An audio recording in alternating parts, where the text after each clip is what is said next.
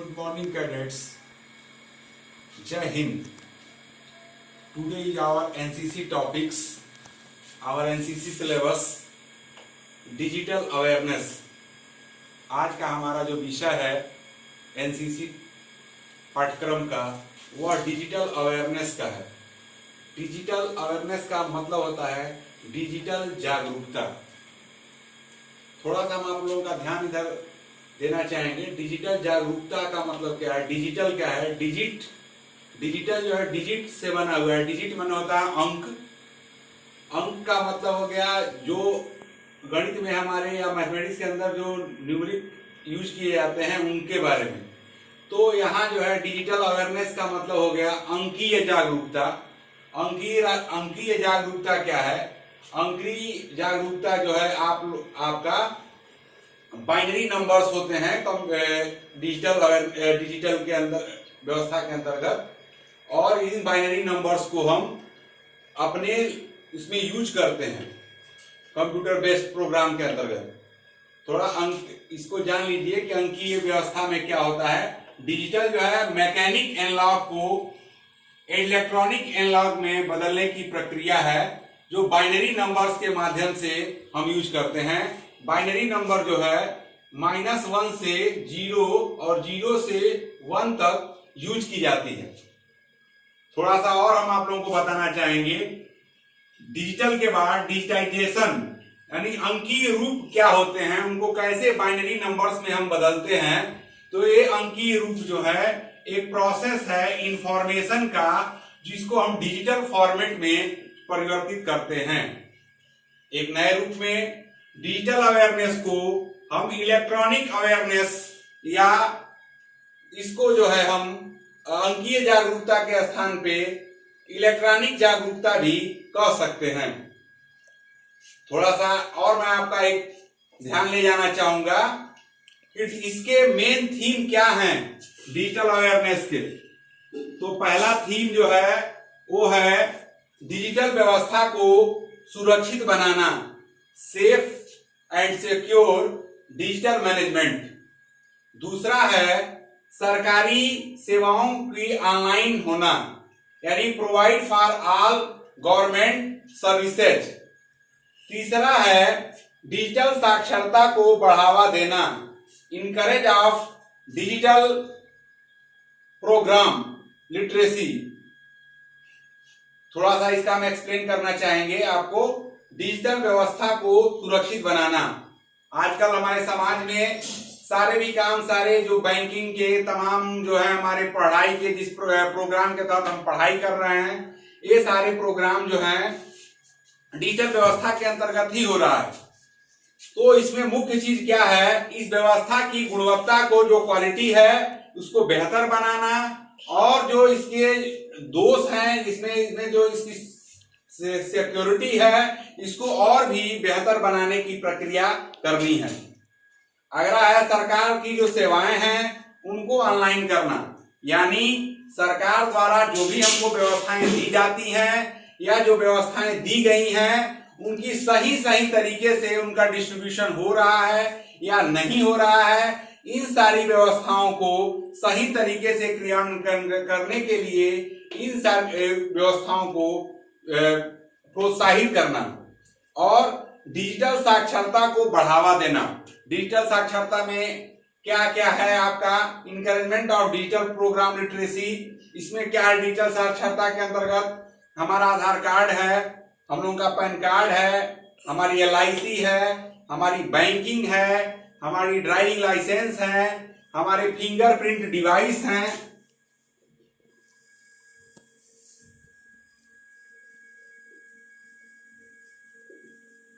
Devices हैं जिनके माध्यम से हम अटेंडेंस कराते हैं, उनकी व्यवस्थाओं को प्रोत्साहित करते हैं, या जो भी हमारे नए प्रोग्राम हैं इनके माध्यम से हम जो है डिजिटल अवेयरनेस को जागरूक करने का काम कर सकते हैं. थोड़ा सा और एक नए रूप में इसको हम देख सकते हैं कि डिजिटल प्रोग्राम जो है या डिजिटल अवेयरनेस जो है हमारा वो क्या है, किन किन स्तंभों पर कौन कौन से ऐसे पिलर्स हैं जिन पे यदि हम ध्यान दें या हम कंसंट्रेट करें तो हमारे ये प्रोग्राम जो हैं काफी बेहतर हो सकते हैं। पहला है ब्रॉडबैंड हाईवेज। सबसे महत्वपूर्ण चीज क्या है? इंटरनेट की एक्सेस व्यवस्था।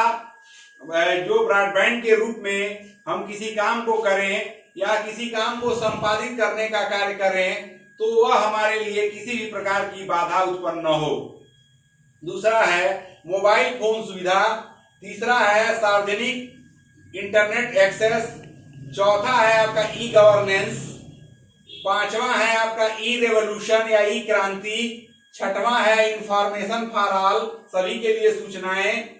सातवां है इलेक्ट्रॉनिक्स उत्पादन। आठवां है आई फॉर ऑल और नौवां है अर्ली हार्वेस्ट प्रोग्राम। थोड़ा सा हम आपको यहां ले जाना चाहेंगे मेन पिलर्स के अंतर्गत।